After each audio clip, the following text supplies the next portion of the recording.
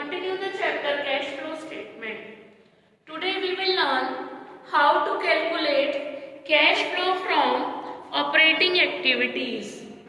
Students, इसमें सबसे पहले जो फर्स्ट स्टेप होता है हम इसको इनडायरेक्ट मेथड से सीखेंगे. As I have already told you that the direct method is not in the curriculum of CBSE. तो बच्चों यहाँ पर फर्स्ट मेथड जो होता है, फर्स्ट स्टेप जो होता है इनडायरेक्ट मेथड में, that is determination of net profit before tax and extra ordinary items. हमें वो नेट प्रॉफिट चाहिए जिसमें से टैक्स माइनस ना हो रखा हो और एक्स्ट्रा ऑर्डिनरी आइटम्स भी माइनस ना हो रखे हो. And now students, there is a need to understand what are extraordinary items. Extraordinary items होते हैं जो अचानक कभी कभी हो सकते हैं. Loss by fire, loss by theft, drought हो गया या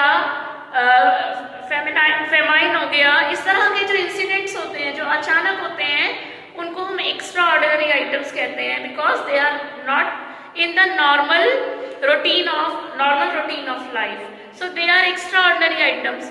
बच्चों इंश्योरेंस रहता है उसके against, in extra ordinary calamities के अगेंस्ट इंश्योरेंस होता है हर बिजनेस का, और उसमें हमको रिफंड भी हो सकता है, फायदा भी हो सकता है या लॉस भी हो सकता है. तो स्टूडेंट्स, हमारा जो पहला स्टेप है that is determination of net profit before tax and extra ordinary items. बच्चों इसके दो अप्रोचेस हैं. अगर हम profit statement of profit and loss के प्रॉफिट से चल रहे हैं, अगर if we are starting from profit as per statement of P&L, उस केस में प्रॉफिट आफ्टर टैक्स हमें गिवन होगा as per statement of P&L से ले लेंगे. Add provision for taxation made during the year, ये करंट ईयर का जो प्रोविजन फॉर टैक्सेशन होता है दैट इज मेड, और जो प्रीवियस ईयर का टैक्स होता है दैट वी पे, तो वो पेड होता है. तो हम करंट ईयर का प्रोविजन फॉर टैक्सेशन लेंगे, ऐड कर देंगे. Add extra ordinary items debited as expenses to statement of P&L. अगर एक्स्ट्रा ऑर्डिनरी आइटम्स में हमें नुकसान हुआ है, हमारे एक्सपेंसेस हुए हैं और वो P&L अकाउंट में डेबिट हो रखे हैं, माइनस हो रखे हैं, तो उनको हम ऐड कर देते हैं. लेस करेंगे रिफंड ऑफ इनकम टैक्स, जो इनकम स्टेटमेंट ऑफ P&L में क्रेडिट हो रखे हैं, या एक्स्ट्रा ऑर्डिनरी आइटम्स जो क्रेडिट हो रखे हैं in the income to statement of profit as income in the statement to profit and loss account. तब हमारा जो ये कैलकुलेटेड फिगर आएगी that will be net profit before tax and extra ordinary items. बच्चों net profit after tax में हमको दो चीजें ऐड करनी है अगर गिवन होगी. One is provision for taxation made during the year and the second is extra ordinary items. अगर एक्सपेंस है तो डेबिट किया होगा वो ऐड कर देंगे. माइनस कर देंगे रिफंड ऑफ इनकम टैक्स, और दूसरा एक्स्ट्रा ऑर्डिनरी आइटम्स का कोई बेनिफिट हुआ हो और हमने क्रेडिट कर रखा हो तो उसको हम यहाँ पर माइनस कर देंगे. तो ये जो फिगर आएगी that will be net profit before tax and extra ordinary items. Now students, we will learn calculation of net profit before tax and extra ordinary items. Its starting point is surplus. अगर बच्चों surplus से निकालेंगे तो कैसे निकालेंगे? Closing surplus minus opening surplus. Closing surplus में opening surplus minus करके difference ले लेंगे. क्लोजिंग सरप्लस ज्यादा होना चाहिए, अगर अपोजिट है तो नेगेटिव आएगी ये figure. Add final dividend paid, add interim dividend paid, add transfer to reserve. Reserve में जैसे debenture redemption reserve, general reserve, add provision for taxation made during the year, add extra ordinary items अगर debited हो profit and loss से, statement of profit and loss से, उसको add back कर देंगे. less refund of income tax and extra ordinary items credited to statement of profit and loss. तो ये बच्चों आपका आ जाएगा net profit before tax and extraordinary items. once more listen carefully. Closing surplus minus opening surplus, difference लेंगे.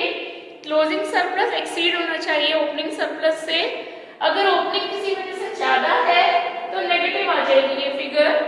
Add final dividend paid, add interim dividend paid, add transfer to reserves DRR general reserve, add provision for taxation made during the year, add extraordinary items made during. ये provision for tax made during the year मतलब current year का provision for taxation लेना है आपको.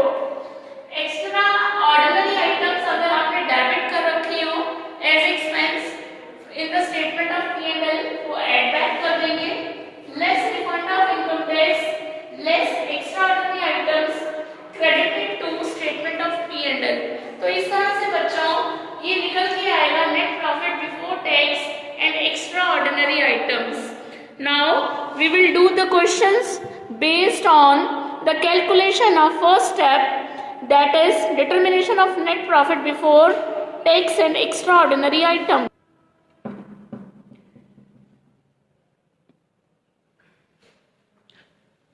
बच्चों ये आपके सामने एक क्वेश्चन है. Following is the extract from balance sheet of KBC limited. Equity and liabilities 31 मार्च 2020 और 31 मार्च 2019. ये आपका करंट ईयर है, ये आपका प्रीवियस ईयर हो गया. तो बच्चों यहाँ पर सरप्लस दे रखा है 5 लाख प्रीवियस ईयर का, करंट ईयर का 8 lakh. Dividend payable current year का 30,000 पेबल है. नीचे कहता है डिविडेंड प्रपोज्ड 19 का 3 लाख रुपए है और 20 का 3,50,000 है. तो स्टूडेंट्स हम इसको कैसे सॉल्व करेंगे? Net profit before tax and extra ordinary items कैसे सॉल्व करेंगे हम इसको? surplus of current year minus surplus of previous year. current year का surplus हमारे पास 8 लाख रुपीस है और previous year का surplus 5 लाख रुपीस है. डिफरेंस आ गया 3 लाख रुपीस. डिविडेंड पेबल ये करंट ईयर का पेबल है, तो इसका मैं अभी कंसेप्ट आपको बताऊंगी. डिविडेंड प्रपोज्ड जो है वो प्रीवियस ईयर का पेड मानते हैं, तो हम यहाँ करंट ईयर का प्रपोज्ड डिविडेंड नहीं लेंगे. 19 का 3 लाख है और 20 का 3.5 लाख है. 19 वाला लेंगे. Add proposed dividend.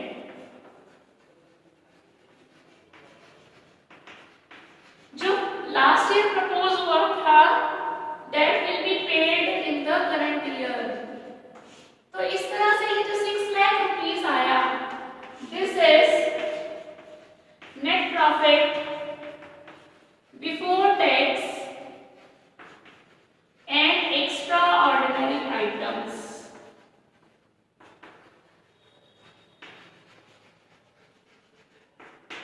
अब बच्चों प्रपोज डिविडेंड का क्या कंसेप्ट है एक बार उसको समझ लो. प्रपोज्ड और final dividend in the current year, proposed dividend of previous year will be declared and approved by the shareholders in their annual general meeting. बच्चों शेयर होल्डर्स की एक एनुअल जनरल मीटिंग होती है. जो प्रीवियस ईयर का declare dividend था वो current year में अप्रूव होगा. ठीक है, ये जनरल मीटिंग फाइनेंशियल ईयर के एंड में होती है. Dividend proposed by the directors for current year is shown in the notes to accounts as contingent liability. ये जो आपका करंट ईयर का डिविडेंड प्रपोज्ड है इसको हम नोट्स टू अकाउंट्स में शो करते हैं as contingent liability that is not provided in the books of accounts. It is accounted in the books after it is declared by or approved by the shareholders. ये books में इसकी accounting तब होती है जब share holders इसको approve कर देते हैं. Proposed dividend of previous year is shown as appropriation, that is deduction from surplus. ठीक है, तो ये appropriation है the amount is added to determine the net profit before tax and extraordinary items.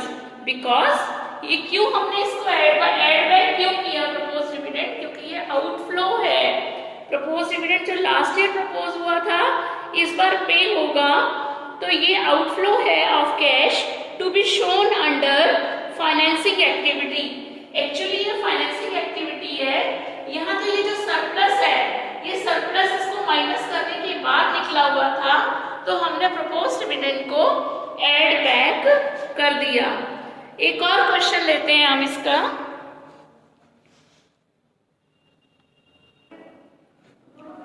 Now students, this is another question on the board in front of you. Following is the extract from the balance sheet of Beta Limited. ये एक balance sheet का extract दिया है आपको. Equity share capital 10% redeemable preference share capital. ये जो 10% है, this is the rate of dividend. This we require, and this is always calculated on the opening balance of preference share capital. So this will be 10% preference dividend will be rupees 50,000, or that is 10% of 5 lakh. और बचा surplus है current year का 4,50,000 और previous year का है 2,50,000. Additional one more thing is given in the balance sheet, dividend payable rupees 20,000 current year का है. आगे कहता है ये proposed dividend on equity shares for the year 2019 and 20.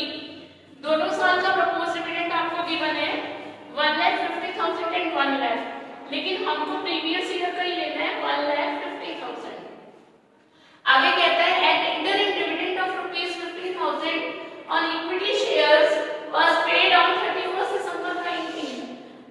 इससे required है calculate net profit before tax and extraordinary items. तो हम लेंगे surplus of current year. surplus of current year है हमारे पास 4,50,000 minus surplus of previous year, ये है 2,50,000. तो ये हमारे पास डिफरेंस आ गया 2 lakh rupees. Add 10% preference dividend, 10% of previous year preference share capital 5 lakh rupees का 50,000 बैठेगा. Add proposed dividend of previous year, ये हम कौन सा लेते हैं प्रीवियस ईयर का, और जो करंट ईयर का प्रपोज्ड डिविडेंड है वो next year share holders approve करेंगे. तो प्रीवियस ईयर का हमारा प्रपोज्ड डिविडेंड है 1,50,000. Add interim dividend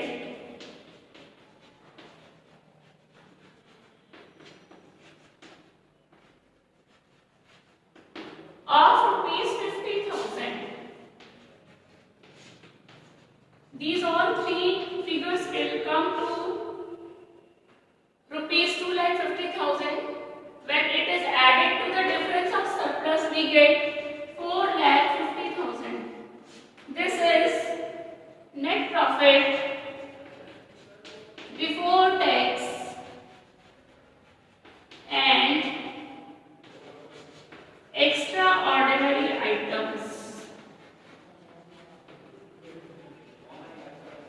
On the basis of this, I will be giving you few questions for practice. You do them. बच्चों थोड़ा सा ना ये कट रहा था उसमें वीडियो का पार्ट.